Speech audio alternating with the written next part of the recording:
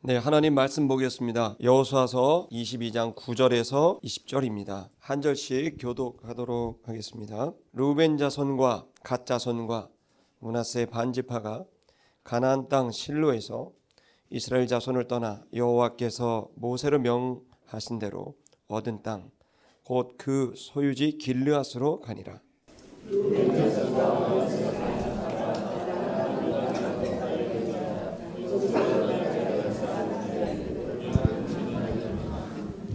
이스라엘 자손이 들은즉 이르기를 르우벤 자손과 갓 자손과 므낫세 반지파가 가나안 땅의 맨 앞편 요단 언덕과 이스라엘 자손에게 속한 편에 단을 쌓았다 하는지라.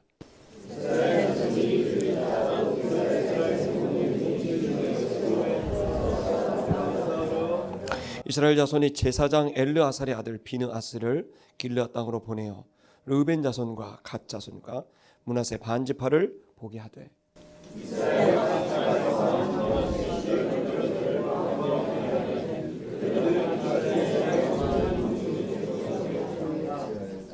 그들이 길르앗 땅에 이르러 르우벤 자손과 갓 자손과 므낫세 반지파에게 나아가서 그들에게 말하여 가로되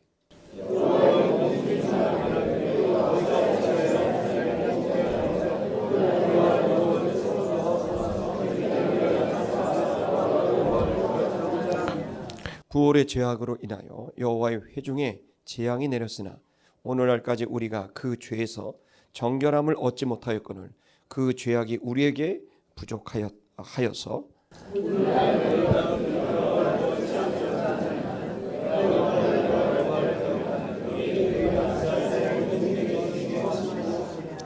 그런데 너희 소유지가 만일 깨끗지 아니하거든 여호와의 성막이 있는 여호와의 소유지로 건너와 우리 중에서 소유를 취할 것이니라. 오직 우리 하나님 여호와의 단 외에 다른 단을 쌓음으로 여호와께 패역하지 말며 우리에게도 패역하지 말라.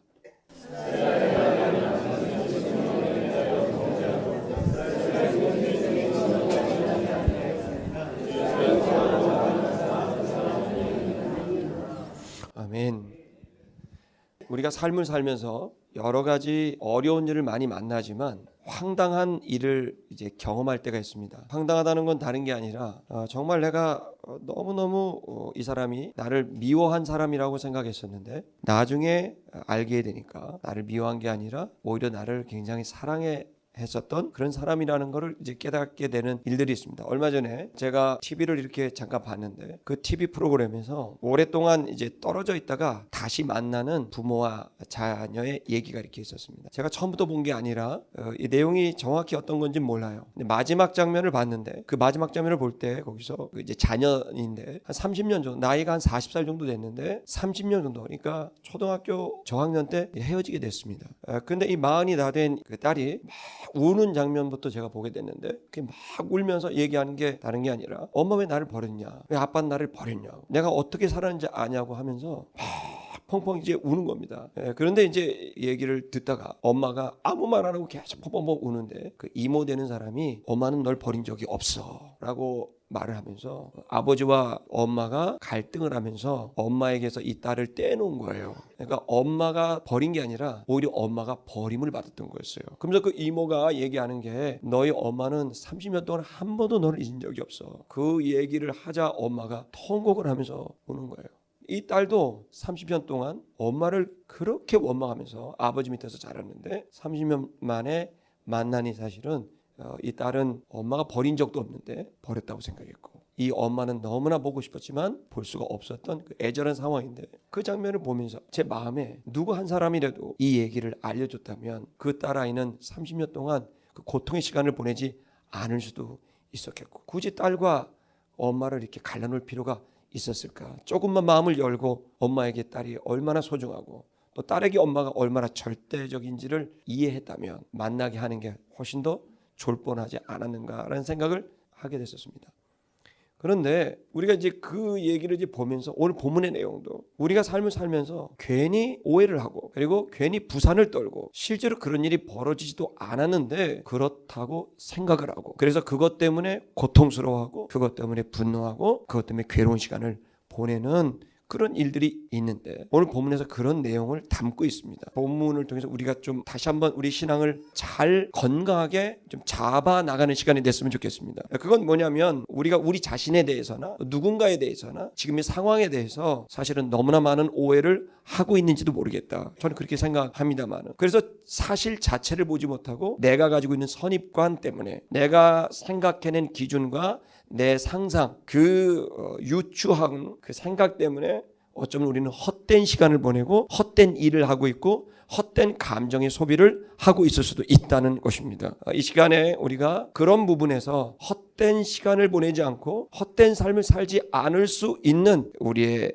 영적인 모습들, 또 그리고 그 방식들에 대해서 오늘 시간 함께 얘기하려고 합니다. 죽음을 앞에 두게 됐을 때 늘 느끼는 것은 내가 헛된 삶을 살지는 않았는가? 나는 왜 살았는가? 내가 사는 이유가 무엇인가? 나는 누구인가? 라는 근본적인 질문을 던질 수밖에 없습니다. 그 속에서 우리가 돌아봤을 때 그 질문을 나중에 던졌을 때 나는 헛된 삶을 살지 않았고 값어치 있는 삶을 알차게 살았다라고 얘기할 수 있는 하나님께서 우리에게 주신 이 생명을 그렇게 귀하게 보낼 수 있는 방법이 오늘 이 본문의 말씀 속에 있다고 생각합니다. 여러분이 이 말씀을 귀담아 듣고 한 번 더 우리가 하나님의 진리 앞에 가까이 다가가서 우리가 하나님의 자녀로서 그렇게 만족스럽게 또 그리고 값어치 있게 살 수 있는 귀한 기회가 되길 축복합니다. 이 본문의 내용은 이렇습니다. 오해입니다. 12지파가 있었는데 내전이 일어나게 생긴 겁니다. 너무나 기쁘게 7년 동안 대전쟁을 성공적으로 이루어서 가나안 땅을 완전히 정복했습니다. 이제 이 땅을 12지파가 전부 지분을 갈라 나갔고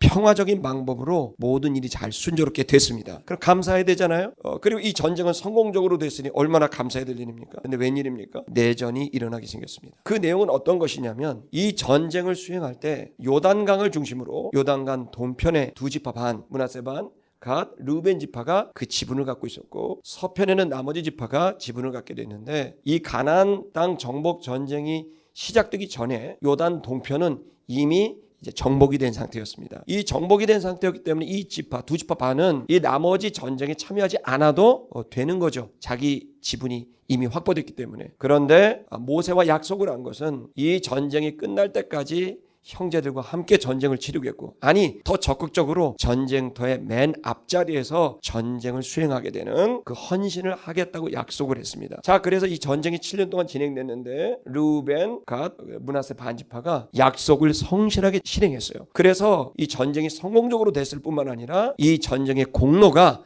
이 두 지파 반에게 있는 겁니다. 그래서 여호수아가 이들을 다시 돌려보내면서 엄청난 이 전쟁의 노획물들을 그들에게 줘서 돌아가게 됩니다. 돌아갔는데 이들이 요단강을 건너가서 길르앗이라고 하는 언덕에 이르렀을 때 이들이 흩어지지 않고 그 두 지파 반이 4만 명의 군대와 또 그리고 그 나머지 족속들이 다 모여서 갑자기 거기서 제단을 쌓는 것입니다. 단을 쌓아요. 그 단이 얼마나 컸는지 사람들이 봐도 어마어마한 규모로 이들이 큰 제단을 쌓았습니다. 근데 이 제단을 쌓는 소식을 이 요단 서편에 있었던 나머지 지파가 소식을 듣습니다. 근데 그들이 오해를 하는 겁니다. 무슨 생각을 하냐면, 아니 저들이 우상을 숭배하려고 저렇게 높고 큰 제단을 쌓았는가? 그러면서 이들이 화가 났습니다. 여호와를 위한 나라, 그 여호와의 나라를 위해서 전쟁을 수행했는데 어떻게 된 일인지 이들이 이 가나안 땅 족속들에는 우상 숭배를 하고 있구나 라고 하면서 화가 난 겁니다. 그래서 지도자들이 모여서 이 일을 가만히 둘 수가 없다. 이들에 대해서 반드시 시정하도록 우리가 가서 그렇게 하지 못하도록 싸워야 된다. 그래서 지도자들을 모으고 이제 싸우러 올라갈 준비를 하게 되는 내용이 여러분 20절까지 있는 내용입니다. 그 다음 주에는 21절부터 나머지 구절들은 그 이후에 어떤 일이 벌어졌는지를 이제 얘기하고 있습니다.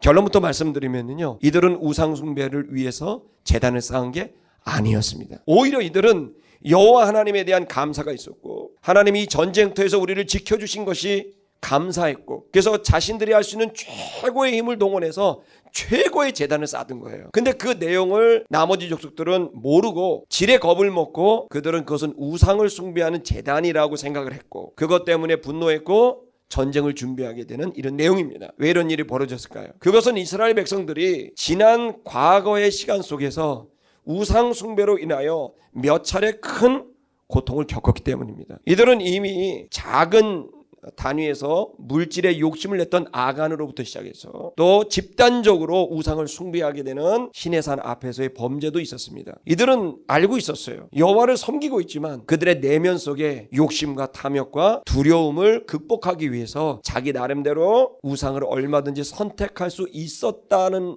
경험이 있었던 거예요. 그리고 어쩌면 이 나머지 지파들도 속으로 그러한 우상 숭배에 대한 욕구, 내 미래를 보장하고 내 삶을 보장하고 내 성공을 보장하는, 근데 이것을 나를 보호하고 내 자존심을 지키고 내 가족을 지키고 내 인생을 풍요롭게 성공적으로 갖고 싶은 마음이 있는데 여호와는 왠지 멀리 계시고 당장 이 문제를 풀기 위해서 내가 무언가 조치를 취하고 싶으니까 이 우상을 숭배한다든지 또 하나님 외에 다른 어떤 것에 의존하고 도움을 구하는 이러한 욕구들과 존재의 어떤 부족함을 이들이 이미 알고 있었기 때문에, 그리고 여러 차례 그 일들이 있었기 때문에 이들은 저것은 저 사람들이 우상을 숭배하고 그들이 성공을 위해서 만들어 놓은 재단이구나 라고 오해를 하게 된 겁니다. 여러분, 오늘 우리들이 이런 오해들이 너무 많습니다. 이 문제를 오늘 이 시간 좀 나누려고 합니다. 우선 한번 본문을 좀 보시죠. 9절을 보겠습니다. 그들이 돌아섰다. 그들은 루벤, 갓, 므낫세 반지파입니다. 이 사람들이 이스라엘 자손을 떠나서 가나안 땅 실로에서 떠나서 그들의 소유주인 길앗으로 옮기게 됐다, 이런 겁니다. 저를 잠깐 보시죠. 이 본문은 9절은 굉장히 중요한 구절입니다.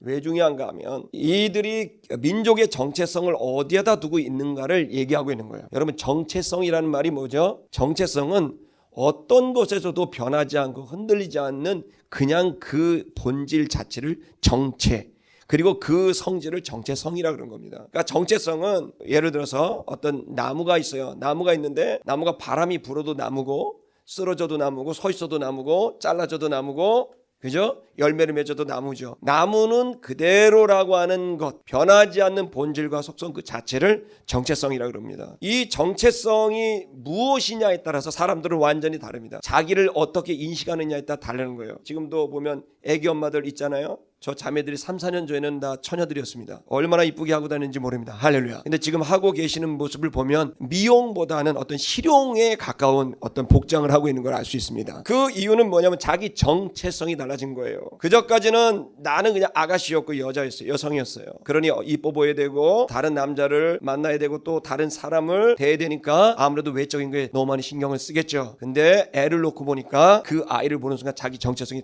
바뀌어진 겁니다. 나는 여성이 아니라 엄마다. 물론 거부하는 엄마들이 있습니다. 그러나 그 엄마다라고 하는 정체성을 갖는 순간 행동이 달라집니다. 갑자기 행동이 커지고 세지고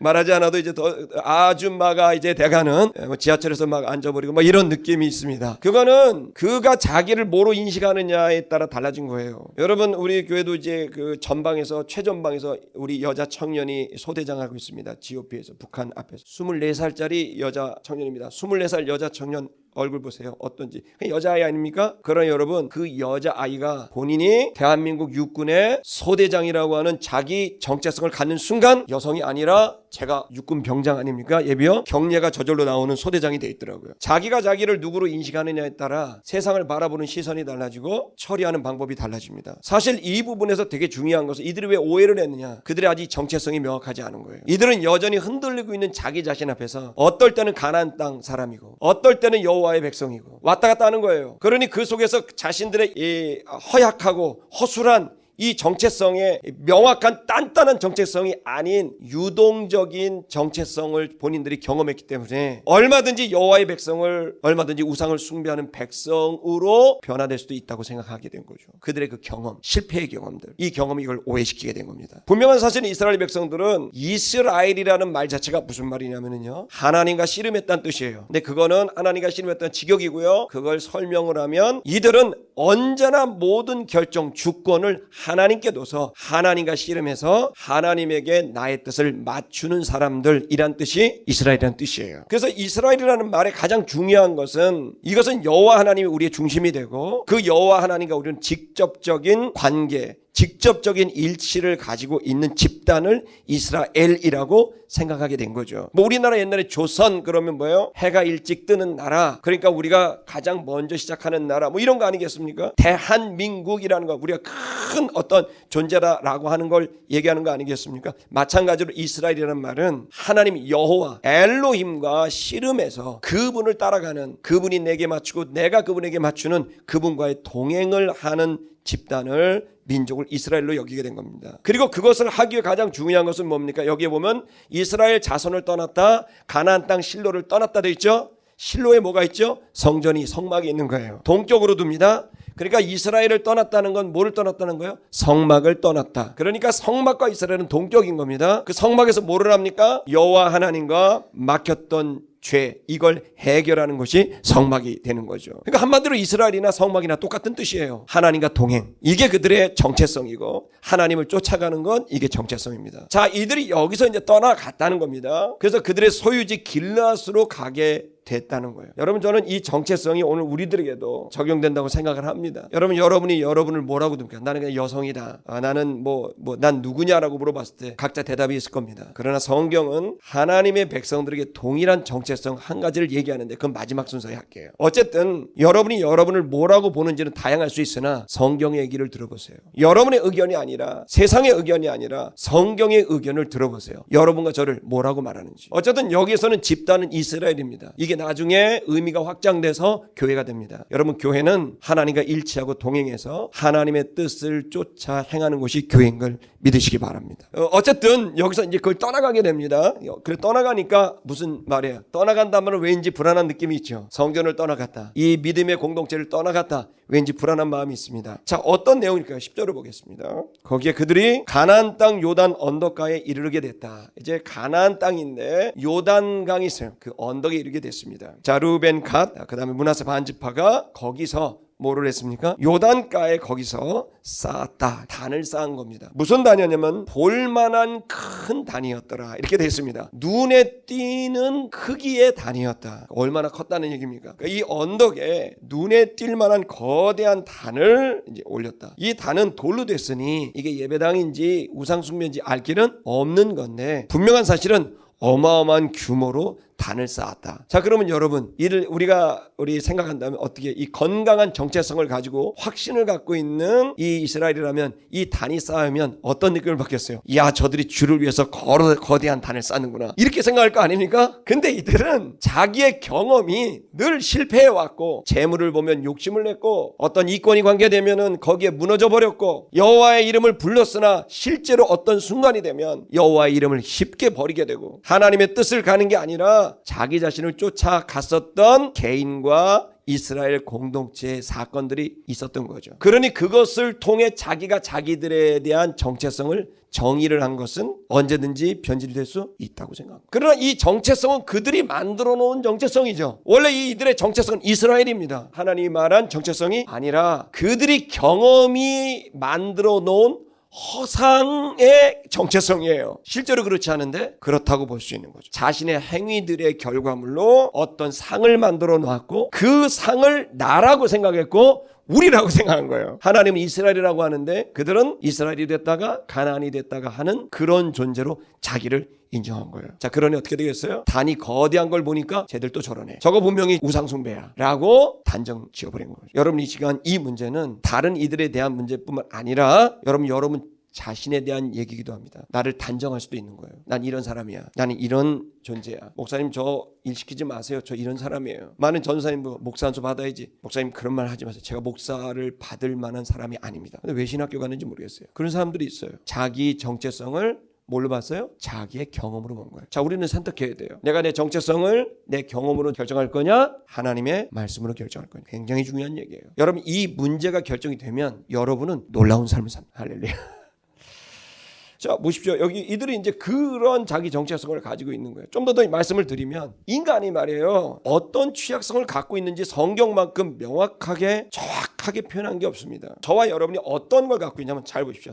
우리가 태어나자 눈을 뜨는 순간 의식을 갖게 되는 겁니다. 생명이 드디어 의식을 갖게 되는 거죠. 그래서 아마도 여러분 태중에서부터 의식을 갖게 된다고 우리가 표현합니다만은, 성경에도 태중에서 하나님과의 교제가 있다라고 하는 표현들이 있습니다. 어떻든 의식을 갖게 됩니다.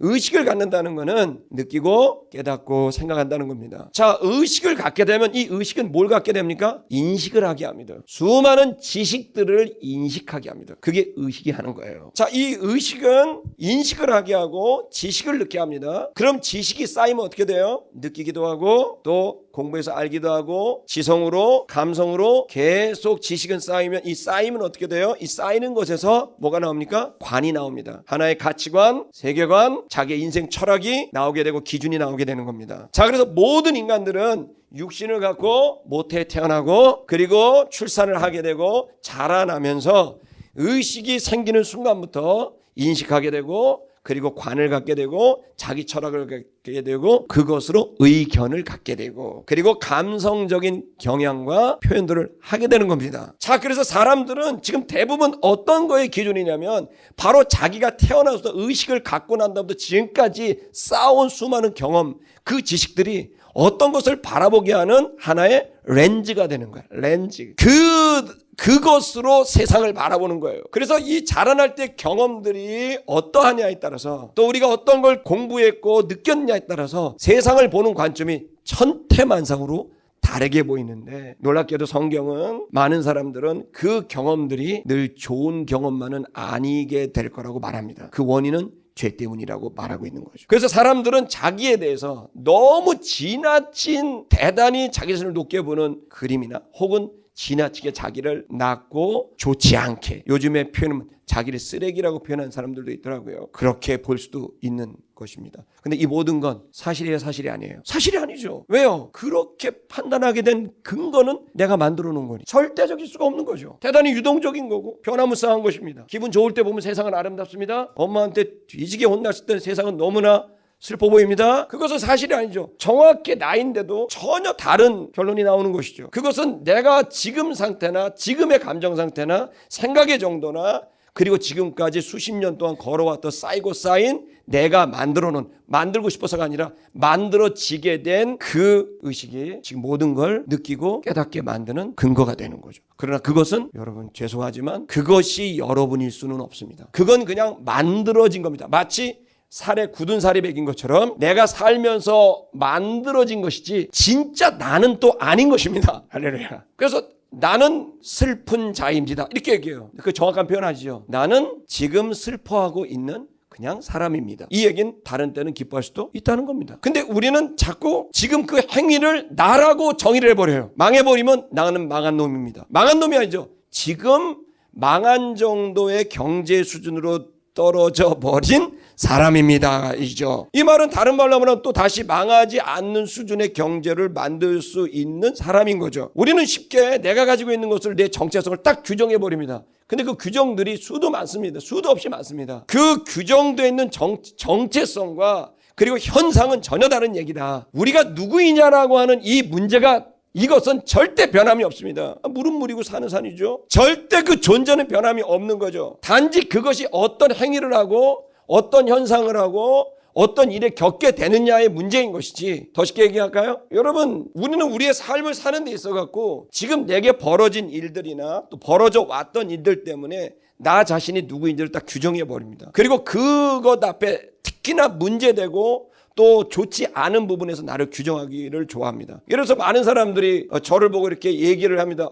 목사님 암 때문에 힘드시고 그러는데 근데 제가 여러분 말씀드리지만 한번 따라해 보시게요. 암은 암이요 나는 나로다. 저는 그렇게 생각합니다. 암이죠. 근데 걔가 여기 있는 거죠. 근데 모든 사람은 암이 있습니다. 할렐루야. 근데 드러났느냐 드러나지 않았느냐의 문제입니다. 이 이상한 셀이 있게 돼 있어요. 괴물이 된 셀이. 근데 그게 정도에 따라 드러나느냐 드러나지 않느냐의 문제예요. 나는 암 환자입니다 라고 하면 그 다음부터 나는 모든 게 암에게 묶여요. 먹는 거나 생각하는 거나 활동 다 그래요. 그러면 할 수 있는 게 없어요. 그러면 제일 큰 문제는 감정이 어려워져요. 그럼 나는 이제 굉장히 슬픈 자가 돼요. 나는 병든 자가 돼요. 내가 할 수 있는 것들이 없는 자가 되고 더 심하게 가면 나는 저주받은 자가 돼요. 이것은 내가 무슨 죄 때문이야 벌 받는 자가 되고. 맞나요? 이걸 헛된 생각이라 해요. 그거는 내가 만들어 놓은 기준과 내가 만들어 놓은 기준에서 나온 얘기들이에요. 사실은 아니죠. 진실이 아니고 진리가 아니죠. 진리를 알아야죠. 그냥 나는 암을 갖고 있는 사람이에요. 할렐루야. 그래서 여기서 중요한 건 암이 아니라 나예요. 하나님의 아들 된 내가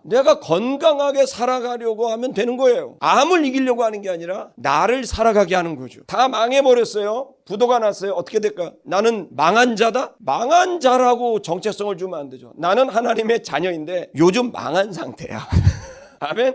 내가 배신을 당하고 사기를 맞았어요. 어때요? 나는 완전히 세상에 버림을 받고 조롱거리가 된 사람이야. 아니죠. 사기꾼을 만난 사람이에요. 그 이상도 그 이하도 아니에요. 왜 진리를 알아야 되냐면 진리는 객관적으로는 사실성이고 주관적으로는 진정성인데 사실을 사실로 이해하게 하고 그리고 그 사실에 대해서 정확한 처신을 하게 하면 여러분 거기로부터 우리에게 새로운 삶이 열리게 됩니다. 근데 그 모든 처신의 출발은 정체성이 있습니다. 자기를 어떻게 규정하느냐에 따라서 오늘 여기 있는 이스라엘 백성처럼 늘 우상 숭배를 해왔기 때문에 욕심과 탐욕의 그 조건 앞에서는 알러지 반응으로 올라오는 것처럼 숨겨져 있는 뭐가 올라왔듯이 얘네 또 이랬을 거야 라고 단정 지을 수밖에 없는 자기 정체성. 그것은 결국 또다시 무너질 수밖에 없고 또다시 악순환을 반복할 수밖에 없는 결과를 만들어내는 겁니다. 근데 반대로 그렇지 않다. 이거는 그냥 단을 쌓은 거야. 거대한 단을 쌓은 거야만 사실이거든요. 그렇다면 이것이 그 속에 우상을 숭배한 거라는 스토리가 들어갈 게 아니라 거대한 단을 쌓았어. 왜 쌓았을까? 라고 하는 의문점을 가져야 되는데 이스라엘 백성들은 거대한 단을 쌓았어. 우상을 숭배했어. 자 이제 전쟁을 준비합시다. 이렇게 돼버린 거예요. 우리는 이런 실수를 계속 반복한다. 왜 반복할까요? 그게 바로 우리의 근본적인 문제 때문이에요. 그 문제는 누구나 있는 거예요. 자 보십시다. 인간은 가장 그 기본적인 게 첫 번째 문제가 뭐냐면 우리가 이걸 근본적인 죄라 그래서 오리지널 신이라 그럽니다. 원죄라 그래요. 이 원죄 이야기를 아르케있지만 한 번 더 여러분과 얘기하겠습니다. 왜냐면 이걸 얘기를 해야 그 다음 걸 할 수 있습니다. 자 원죄 얘기를 잠깐 할게요. 여러분 원죄 얘기를 할 땐 여러분 언제나 그렇듯이 해맑게 반응해 주시기를 바랍니다.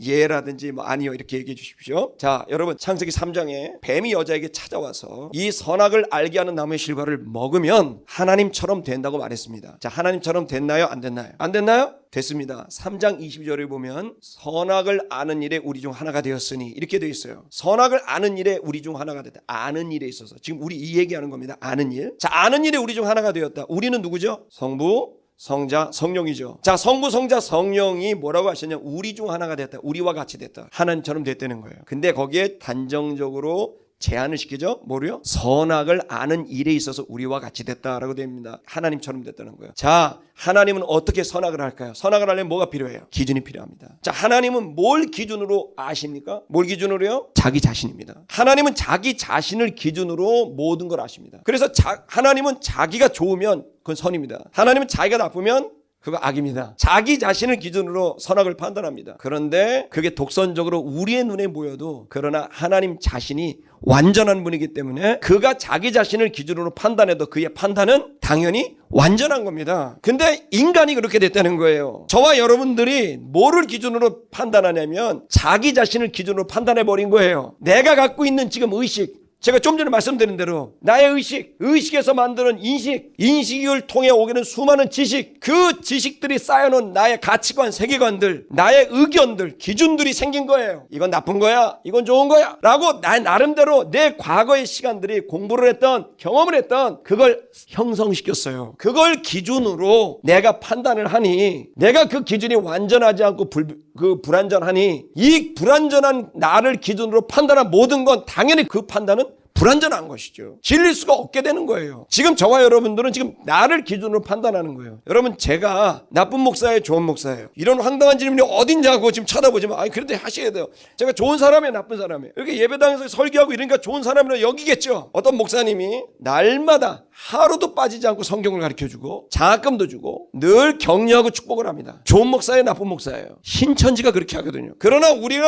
날마다 성경을 가르쳐주고 격려해주고 축복해주면 좋은 목사라고 생각이 돼요. 뭘 기준으로? 여러분 생각으로. 더 문제는 뭐냐면 그렇게 생각을 해버리고 난 다음엔 이게 맞다고 믿는 게 더 문제야. 맞다고 믿으니까 뭐가 되겠어? 이 사람이 맞다고 믿는 게 다르고 저 사람이 맞다고 믿는 게 다르니 어떻게 되겠어요? 야 진짜 너 웃긴다. 야 저 목사님 저 신천지야. 그런데 저런 목사가 어딨냐? 어떤 목사가 날마다 성경 가르치고 장학금 주고 이러냐? 싸우는 거야. 도대체 뭐가 맞느냐 틀리느냐? 우리도 모르게 그걸 믿어요. 거기로부터 개인의 싸움이 나오고 국가 간에 민족 간에 전쟁이 일어나고 더 문제는 싸움이 아니라 믿게 되니까 하나님의 의견을 듣지 않아도 된다고 생각하는 거예요. 하나님의 의견이 없어도 내가 판단이 되거든. 좋은 목사, 좋은 교회, 좋은 나라, 좋은 정당, 좋은 지도자, 나쁜 지도자. 자기가 하나님의 의견을 듣거나 할 필요도 없이 금방 나와. 그러니 진짜 문제는 하나님이 필요 없게 된 거예요. 그걸 교만이라고 스스로 속고 있는 거예요. 지금 이 문제가 우리 안에 있는데 제가 모두에 말씀드린 대로 그러한 나가 지금 의식을 갖고 난 다음부터 지금까지 수십 년 동안 수많은 인식의 과정을 통해서 내가 그걸 형성을 시켰어. 그리고 그걸 맹신해. 그리고 내가 이 판단한 모든 건 이게 맞다라고 생각하게 되는 거예요. 그러나 여러분, 그렇게 살아온 우리들에게 정말 충격적인 일은 뭐냐면 그렇게 확신했던 나의 판단이 전혀 다르다라는 걸 느꼈을 때 우리는 내가 지금 살아가는 이 사고방식 그리고 내가 생활하는 이 생활방식이 정말 맞는 것이냐에 대한 의문을 진지하게 던져야 된다는 겁니다. 그런 면에서 제가 기독교인이 되고 이 진리를 통해 그리고 영이신 하나님을 만나가는 일체의 과정들은 저 자신의 엄청난 시행착오와 그리고 무지와 무능, 한계와 그리고 모순 이 모든 것들에 대한 해답은 오로지 내 밖에 있는 주님에게 있다라고 하는 생각을 할 수밖에 없겠다는 거예요. 저는 이 시간 우리가 지금 정말 하나님의 의견에 대한 생각을 가져야 되고 들을 필요가 있다. 좀 더 보겠습니다. 성경을 좀 보시죠. 11절 보시면 이스라엘 자손이 이르기를 말했습니다. 보라, 르벤 갓지파, 므낫세 반지파가 단을 쌓았다. 가나안 땅의 맨 앞편. 스토리가 만들어집니다. 드디어 해석이 들어갑니다. 거기다 길앗에 세웠는데 거기를 의미를 부여해요. 가나안 땅의 맨 앞편. 무슨 얘기예요? 적대적인 그 완전 전방 이렇게 말하면 38선처럼 휴전선처럼 그 맨 앞에서 우리를 지켜보는 그 지점에다가 벌써 이제 스토리가 들어가고 감정이 들어갑니다. 쟤네들이 우리를 공격할 수도 있다. 인간은 놀랍습니다. 팩트가 아니라 스토리를 얘기합니다. 여기에 들어가게 되는 거예요. 그러니까 어떻게 됩니까? 거기서 요단 언덕가 맨 앞편에 스토리가 들어가고 이스라엘 자손에게 속한 편에 이제 들어가게 됐다. 12절. 이스라엘 자손이 이를 듣자 이걸 누가 얘기했는지 몰라요. 근데 여기다 그냥 얘기했어야 돼요. 볼만한 단을 세웠다 이렇게 되면 되는데 우리 사이드의 최전방에 제일 높은 데다 큰 걸 쌓아서 벌써 얘기가 뭐예요? 뭔가 그 속에 의견이 들어있는 거예요. 이걸 전달한 사람은 마음속에 뭐예요? 우리가 위협을 받을 수 있다는 얘기를 하고 싶은 거예요. 유튜브 보세요. 방송 보세요. 다 그 머리들이에요. 절대로 흔들려서는 안 됩니다. 사실 그대로를 봐야 됩니다. 아멘. 기독교인들은 사실 그대로를 말하고 100% 그럴 수는 없을 수 있어도 최대한 우리는 지식인으로서 그 부분에 대한 정확한 태도와 자세를 취해야 되고 나의 숨겨진 의도성에 의해서 만들어낸 스토리에 사람들을 현혹하거나 현혹당할 필요도 없습니다. 그냥 사실을 사실로 받아들이십시다. 10절 보겠습니다. 이스라엘 자손이 이를 듣자. 들으니까 어떻게 돼요? 당연히 선동이 되죠. 온 이스라엘 자손들이 모였습니다. 성전 실로에 모였습니다. 왜 모였어요? 그들과 싸우려고. 놀랍지 않습니까? 지금 얘네들은 싸우려고 한 게 아니야. 하나님께 감사하고 지난 7년을 영광을 돌려고 이걸 달쌓았는데 어떤 놈이 그 중간에다가 스토리를 툭 던져놓으니까 갑자기 이스라엘 백성들은 싸우려고 모여. 전쟁을 하고. 기가 막힌 일. 어쩌면 수많은 전쟁들이 이렇게 해서 일어났을 수도 있어요. 수많은 가정들이 이것으로 깨졌을 수도 있어요. 수많은 부부들이 이렇게 깨졌을 수도 있어요. 여러분 이러한 결과 이러한 스토리를 만들어낸 내 의식 그게 뭘까? 정체성이 건강하지 않을 때 그렇게 되게 될 수밖에 없어요. 분란을 일으켜요. 다른 사람을 비난해요. 어떤 문제들을 자꾸 일으켜요. 정체성이 건강하지 않을. 좀 더 보겠습니다. 13절 이스라엘 자손이 르벤, 갓, 므낫세 반지파를 길르앗 땅으로 보냈습니다. 누구를? 비느하스를. 비느하스라는 이 말은요 뱀의 혀라는 이름의 뜻이에요. 비느하스가. 그러니까 아주 말을 잘하는 사람일 수 있습니다. 여기 비느하스는 아주 뱀의 혀를 가지고 있는 언어를 잘 사용하는 수사하게 능한 사람입니다. 이 사람은 제사장 엘르아살의 아들이었습니다. 그를 보냈습니다. 그리고 거기에 지도자들을 좀 몇 명 보냈습니다. 방백들을. 그들은 1000만인의 지도자들이었다. 수많은 사람들 리더들을 그쪽으로 보내게 됐다. 15절 그들이 르벤 자손 갓지파 므낫세 반지파 길앗 땅에 이르렀습니다. 그들에게 말했습니다. 16절 이스라엘 자손이 말했습니다. 어찌하여 범죄하느냐? 범죄하고 있었던 거예요? 여러분 이 세 지파가 범죄했었던 겁니까? 아니에요. 하나님 예배하고 있었다니까요. 근데 갑자기 어찌하여 범죄하느냐? 이게 무슨 얘기야? 우리의 바르지 않은 정체성이 바르지 않는 가치관을 만들었고 바르지 않는 가치관이 실패의 지식들과 경험들이 바르지 않은 판단을 만들어내서 전쟁이 일어나기 직전까지 간 거예요. 좀 더 보겠습니다. 자, 그러면서 거기다 설교를 합니다. 갑자기 너희가 범죄했다. 범죄했어. 이미 끝났어. 범죄했어. 이 설교는 헛된 설교입니다. 범죄하지 않았어요. 근데 범죄했대요. 자기 경험으로 범죄했다고 생각한 거예요. 내가 그러니 쟤도 그럴 거다. 우리는 그랬으니 또한 지금도 그럴 것이고 내일도 그럴 것이다. 변화에 대한 기대를 하지 않죠. 많은 기독교인들이 변화를 기대하지 않아요. 내가 변화될 건가? 기적이 일어날 건가? 이 나라가 변할 건가? 이 한반도가 변할 건가? 기대하지 않아요. 이유는 자기 정체성이 명확하지 않은 정체성에서 바르지 않은 기준을 갖게 됩니다. 자기의 경험이요. 실패의 경험이 현재와 미래를 예측하게 해요. 그러나 우리는 새로운 피조물이에요. 좀 더 보겠습니다. 이스라엘 하나님께 범죄했다. 야, 좀 황당한 설교랍니다. 이스라엘 하나님께 범죄했다. 오늘날 여호와께서 너희가 떠났다. 야, 이제 떠났대. 다 나옵니다. 스토리가 나옵니다. 이제. 자, 자기를 위하여 단을 쌓았다. 자기를 위해 쌓은 거 아닌데 자기를 위하여 단을 쌓아. 그리고 오늘날 여호와를 거역했다. 거역하기는 지금 영광 돌리려고 쌓았는데 이 모든 게 헛된 얘기예요. 내용 자체는 얼마나 아름다운 설교 내용입니까? 여기에 적용될 수 없는 거예요.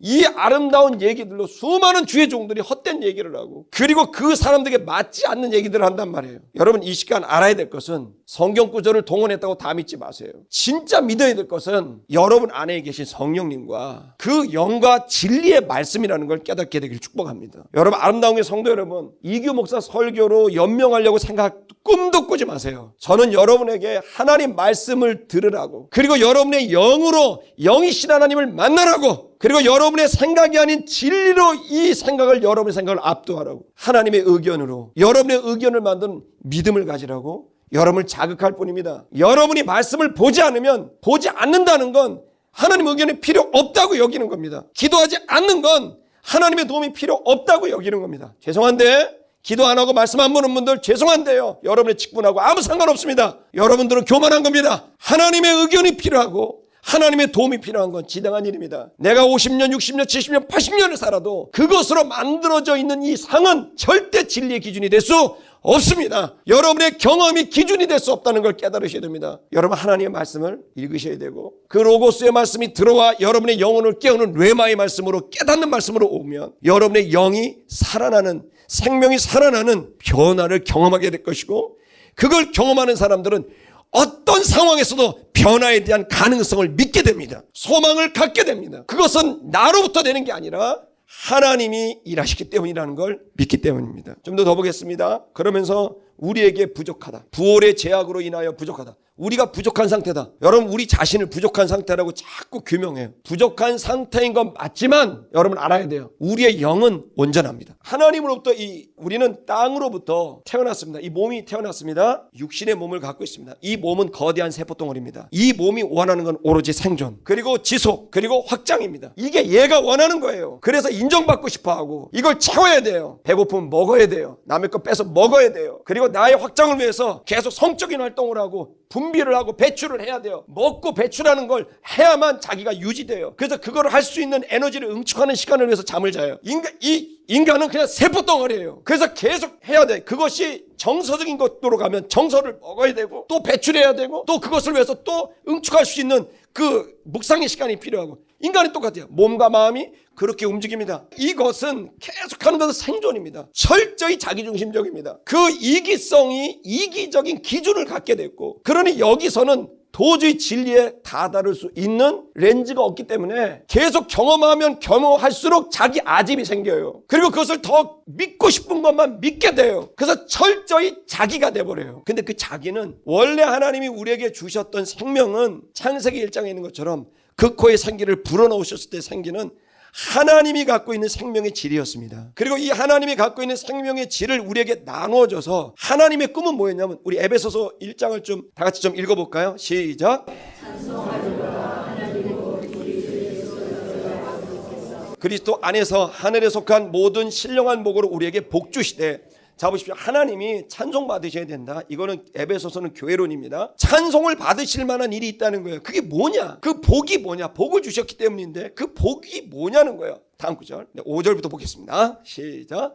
그 기쁘신 뜻대로 우리를 예정하사 예수 그리스도로 말미암아 자기 아들들이 되게 하시는 일이, 그게 하나님의 꿈이었다는 거예요. 하나님의 계획이에요. 여러분 명확히 하셔야 됩니다. 하나님은 처음부터 계획을 갖고 있었습니다. 그건 하나님의 가족입니다. 그게 하나님이 갖고 있었던 원래 뜻이었고 계획이었습니다. 그래서 그는 우리의 아버지가 되고 우리는 그들의 자녀들이 되는 이 꿈이 성경 69권 전체에서 말하고 있는 아버지의 원래 꿈이에요. 기독교는 복받고 뭐하고 잘되고 성공 이런 문제가 아니에요. 그건 부차적인 문제예요. 귀하지만 부차적이에요. 진짜 기독교 이 신앙이 우리에게 준 가장 큰 것은 우리가 하나님의 자녀가 되는 거예요. 그리고 하나님의 가족이 되는 거예요. 천국은 지옥, 천국 이런 개념이 아니에요. 그냥 가족이에요. 하나님 아버지를 중심으로 하는 온 가족을 갖고 있는 그것이 하나님의 꿈꾼 이 거룩한 가족이 하나님의 뜻이고 계획이에요. 그것이 복이었고 이것이 찬양받을 만한 일이라는 겁니다. 할렐루야. 그래서 하나님의 아들들이 되게 했는데 이 아들들이 말이에요. 자기 아들, 하나님의 아들인데 아버지가 여기 아들들이라는 말을 우리가 표현합니다. 요한복음 1장에도 한번 보실까요? 요한복음 1장 12절 우리 한번 외워볼게요. 시작. 영접하는 자 곧 그 이름을 믿는 자들에게는 하나님의 자녀가 되는 권세를 주셨으니 자 권세를 줬다는 말이면 엑소시아 이거는 허락권을 줬다. 허락해줬다는 거예요. 아들이 아니었는데 아들이 되도록 허락을 해줬다는 겁니다. 엑소시아 권세를 줬다는 거예요. 자 이제 호적상 아들이 됐다는 거예요. 자녀가 되는 권세를 줬다. 요한복음의 시작도 처음부터도 예수가 이 땅에 온 이유는 이 땅의 영혼들이 하나님의 자녀가 되게 하기 위해서 예수가 왔다는 거예요. 그리고 그 허락권은 무엇이냐면 그 아들의 이름을 믿게 되면 그것으로 그 조건이 충족되면 하나님의 자녀가 되는 권세, 허락이 떨어졌다. 시민권이 들어왔다는 거예요. 자, 근데 계속 왜 성경은 자녀, 아들 이렇게 표현할까요? 자녀란 말, 아들이란 말이 어떤 의미인지를 여러분 한번 요한복음 우리가 한번 10장을 통해 좀 볼 필요가 있습니다. 예수님이 얼마나 착한 일을 많이 했어요. 설교가 얼마나 기가 막히고 병든 자, 귀신 들린 자, 문제 있는 사람을 고쳐줬습니다. 벌떼처럼 구름대처럼 사람들이 찾아 나왔어요. 근데 웬일인지 갑자기 이 지점에서 사람들이 돌을 들어서 예수님을 죽이려고 했어요. 이유가 뭘까요? 바로 그 장면입니다. 뭐라 그러셨냐면 예수님이 한 말이에요. 나와 아버지는 하나이니라. 아버지와 내가 하나다. 왜 이 유대인들이 돌을 들어요? 하나님을 아버지라고 불렀기 때문이에요. 지금 기독교인들은 하나님 아버지라 그러면 당연하다고 여기죠. 뭐 하나님 아버지 당연하다. 여러분 2000년 전에 여러분이 만약에 엘로힘을 아버지 그랬으면 여러분은 돌 맞아요. 신성 못 오게 돼요. 왜 그러냐면 아버지가 개면 아들이 뭐예요? 개죠. 아버지가 말이면 아들이 뭐예요? 말이죠. 아버지가 인간이면 아들이 뭐예요? 인간이죠. 아버지가 신이면 아들은 신이라는 거예요. 그러니까 이 하나님을 아버지라고 불렀다는 얘기는 여러분 죄송한데 정확히 방정식상 신이라는 거예요. 그래서 어떻게 됐냐면 31절 그 다음 구절에 유대인들이 어떻게 하냐 읽어보게요. 31절 읽을게요. 시작. 다시 또 그 소리 돌을 들어 싫어한 거예요. 하나님 아버지라고 하니까 돌을 들었다가 아버지와 나는 하나다. 또 돌을 들은 거예요. 잡아 죽이려고. 그 다음 구절 보십시오. 자 32절 읽을게요. 시작.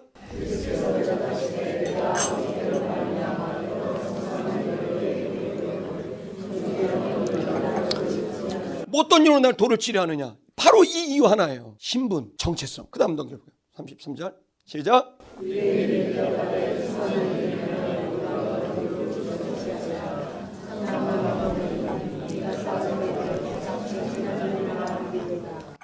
하나님을 아버지라고 불렀다는 얘기는 다른 말로 말하면 내가 하나님이란 얘기예요. 여러분 그래서 죽어도 사는 거예요. 살아서 나를 믿는 영혼이 죽지 않는 거예요. 여러분이 신이란 말이에요. 근데 이걸 그렇게 말할 수가 없으니까 자녀다, 아들이다. 하나님과 교제를 하려면 하나님이 돼야 돼. 우리의 가장 큰 문제는 하나님은 하늘에 계시고 우린 땅에 있는 거예요. 그 존재가 달라. 왜 땅에서 난 이규가 아니라 하늘에서 난 이규는 누구냐? 신의 자녀란 그 영이 태어나는 거란 말. 좀 더 볼게요. 예수께서 더 말합니다. 읽을게요. 시작. 기록한 바 내가 너희를 신이라 하였노라 하지. 시편에 보십시오. 몇 구절에서 내가 너희를 신이라. 하나님은 피조물과 조물주와의 상하적 관계로 우리를 만나고 싶어 하지 않아요. 모든 아버지들은 나는 높고 너는 낮아라고 상하적 구조로 아들을 만나고 싶지 않아요. 그러면 문제가 생겨요. 진실로 사랑을 깨닫게 됐을 때 내 아들에 대한 마음은 나와 아들은 같은 동등한 친구처럼 대하길 원해요. 하나님은 처음부터 우리를 신의 자녀. 그 신이 갖고 있는 생명을 주고 싶어 했어요. 그 신이 갖고 있는 생명이 뭡니까? 영생. 그 영생을, 그 생명을 주고 싶어요. 영생은 오래 영원히 산다라는 말이 포함되지만 그게 진짜 원래 뜻이 아니라 영생의 원래 뜻은 오래 사는 게 아니라 신이 존재하게 되는 생명을 영생이라 그러는 거예요. 이걸 주고 싶었던 거예요. 그래서 이 인간을 완성하고 싶었던 거예요. 자 보십시오. 요한복음 3장 16절. 너무 잘 아는 말씀입니다. 그냥 한번 읽어볼까요? 우리 외워볼까요? 시작. 하나님이 세상을 이처럼 사랑하사 독생자를 주셨으니 이는 저를 믿는 자마다 멸망하지 않고 영생을 얻게 하려 하십니다. 어떻게 멸망하지 않아요, 인간이? 이 영혼이 멸망하지 않는 그 신이 갖고 있는 영의 모습. 자, 보십시오. 그래서 뭐를 했냐면 방법이 독생자를 주셨다는 거예요. 이걸 다른 데선 요한복음에선 1장에선 영접했다고 그러죠. 독생자를 주셨어요. 자, 독생자란 말이 헬라 말로 휘오스입니다. 휘오스가 비오스에서 나왔습니다. 비오스는 영어의 바이오의 어원입니다. 아들이라는 휘오스는 처음부터 바이오입니다. 예수가 이 땅에 온 이유는 하나님의 신의 영생의 바이오를 갖고 들어온 거예요. 그 성품과 기질과 그 습관과 그 본성을 갖고 예수가 들어와 버린 거예요. 그래서 예수를 영접하게 되면은 그 신의 바이오가 들어와 버리게 되는 거예요. 영접하는 자 곧 그 아들의 이름을 믿는 자들에게는 그걸 믿음으로 받아들이게 되면 하나님의 자녀가 되는 허락을 준다는 거예요. 그러면 이 바이오가 되겠더라. 그 바이오의 핵심이 뭡니까? 사랑, 아가페. 그걸 우리에게 줘요. 그럼 내가 이제 질문해. 목사님, 그럼 예수가 어떻게 우리 속에 들어옵니까? 뭐 수술을 합니까? 뭐 어디다가 이식 수술을 합니까? 예수를. 그게 아니에요. 그러면 그 영이신 그 예수 그리스도 내 안에 들어오게 되는 일이 도대체 뭐냐? 예수가 직접 얘기했습니다. 그게 뭐냐고 이렇게 얘기합니다. 요한복음 6장 63절. 너무나 유명한 구절입니다. 읽을게요. 시작.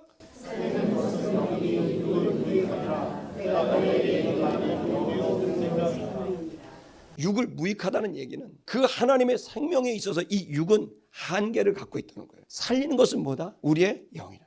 여러분은 몸만 갖고 있는 게 아닙니다. 제가 명확히 말하는데 여러분에겐 영이 있습니다. 그 영은 물과 성령으로 거듭날 때 하늘로부터 드롭된 겁니다. 위로부터 난 생명, 그 영이 온 겁니다. 그것은 영이신 하나님과 그 영이신 하나님과 내가 교제하게 된 나의 교제할 수 있는 영으로서의 그 영이 내 속에 들어온 거예요. 육은 무익합니다. 죄송한데 병들고요, 늙고요, 다 사라집니다. 그러나 영만 영생합니다. 그 영은 영이신 하나님과 똑같은 생명의 질을 가진 영생을 갖게 됩니다. 그런데 여러분 보십시오. 그 영이 내 안에 들어오는 걸 어떻게 알 수 있나요? 예수님이 명확히 말했어요. 내가 너희에게 이른 말이 영이고 생명이다. 예수가 내 안에 있다는 걸 어떻게 알 수 있어요? 말씀이 들어올 때 그 말씀이 육신이 됐을 때는 2000년 전의 역사 속에 있었고 말씀이 내 안에 영으로 들어가게 됐을 때 생명이 돼버리는 거예요. 여러분, 영의 생명이라는 게 뭡니까? 말씀이 내 안에 들어와 생동감 있게 움직이는 거예요. 이 체험을 하셔야 돼요. 로고스의 자음과 모음, 이 활자가 들어오는 게 아니에요. 그걸 외우고 신학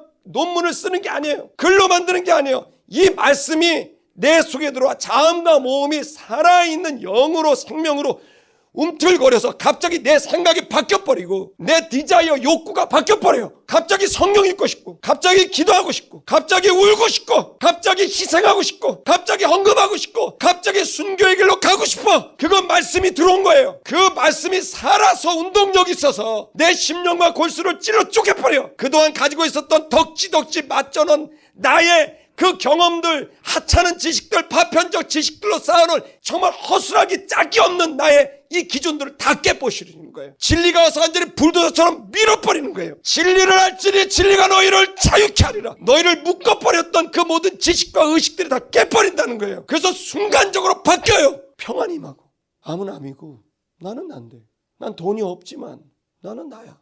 난 하나님의 아들이야. 아무렇지 않아. 내가 못생겨도 장애가 있어도 돈이 없어도 인정을 받지 못해도 아무렇지 않아. 난 하나님의 아들이야. 그러니까 암을 6년 동안 2번 해도 목회 계속하잖아. 할렐루야. 아무렇지 않아요. 다 바람처럼 바뀌는 거예요. 다 지나가는 거예요. 나는 그대로 이따만한 해음으로 때려부셔도 깨지지 않는 다이아몬드보다 더 강한 영이 여러분의 영이에요. 덕지덕지 붙어있는 의식들, 여러분의 슬픈 경험들 깨버리세요. 새로운 피조물입니다. 그리고 주님이 여러분과 함께 있습니다. 여러분의 영은 귀한 영입니다. 아멘. 슬퍼할 필요가 없는, 두려워할 필요가 없는 영입니다. 안심해도 됩니다. 아멘. 주님이 여러분과 함께 합니다. 그 영생을 여러분이 누리시게 되기를 축복합니다.